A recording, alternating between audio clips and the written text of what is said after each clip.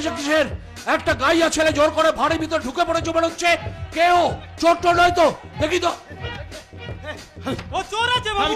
এই আদমিকে আপনি বিশ্বাস করবেন না। ঠিক আছে ঠিক আছে, তুই যা, আমি দেখছি। আমি চোর নই, বিশ্বাস এই কি চাই তোমার? জোর করে বাড়ির ভিতরে ঢুকে পড়লে কেন? কি হলো, উত্তর দাও। আমি জোর করে ঢুকিনি, আসলে এই ঠিকানাটা খুঁজতে খুঁজতে এখানে চলে এসেছি। এটা তো আমার বাড়ির ঠিকানা, তা তুমি এটা পেলে কোথা থেকে? আমার বন্ধু দীপঙ্কর দিয়েছে। তারপরে তুমি সেই গায়ক বিজয়। তবে আমি এখনো পুরোপুরি গায়ক হয়ে উঠতে পারিনি, আমার প্রণাম নেবেন। ঠিক আছে ঠিক আছে, কিন্তু তুমি একজন এরকম সাধারণ মানুষ হয়ে কলকাতার বড় বড় স্টেজে গান গাইছো, দেখে তো মনে হচ্ছে তুমি কলকাতার আদব কায়দা কিছুই জানো না, অথচ বড় বড় স্টেজে ফাংশন করছো। অবাক ব্যাপার। অসুবিধা হয় না জানেন তো, অসুবিধা হয় না। আমি আমার গুরুজির সঙ্গে কলকাতায় যাতায়াত করি তো, তাই কোনো সমস্যা হয় না। তাই বলো। তা তুমি কি জানো তুমি এখানে কিসের জন্য এসেছো? কলকাতার একটা বড় লোকের মেয়েকে গান শেখাতে। সেই মেয়ের বাবা হলাম আমি। টাকা পয়সা যা চাইবে তুমি তাই পাবে, তবে এ বাড়িতে এসে নিশ্চয়ই তুমি বুঝতে পারছো এ বাড়ির স্ট্যান্ডার্ড এবং স্ট্যাটাসটা কি। দেখো কোনোভাবেই যেন এ বাড়ির সম্মানটা নষ্ট না হয়। না না, আমার বড্ড ভয় করছে জানেন, আমার বড্ড ভয় করছে। তবে আপনি একদম দুশ্চিন্তা করবেন না, আমার জন্য আপনার পরিবারের সম্মান নষ্ট হবে এমন কোনো কাজ আমি করব না। তবে অপরাধ নেবেন না, আমি না আপনার এই সুসজ্জিত রাজপ্রাসাদে আসতে চাইনি। আমি আমার গ্রামের বাড়িতেই ভালো ছিলাম।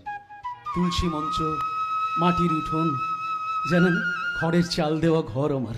আমি না গাছের গুড়ির মধ্যে বসে বসে আপন মনে বাঁশি বাজাই। ভোরবেলা আধার ভেঙে যখন সূর্যের আলো নদীর জলের ওপর পড়ে, আমি তখন পুবের বাতাস সারা শরীরে গায়ে মেখে আপন মনে গেয়ে উঠতাম,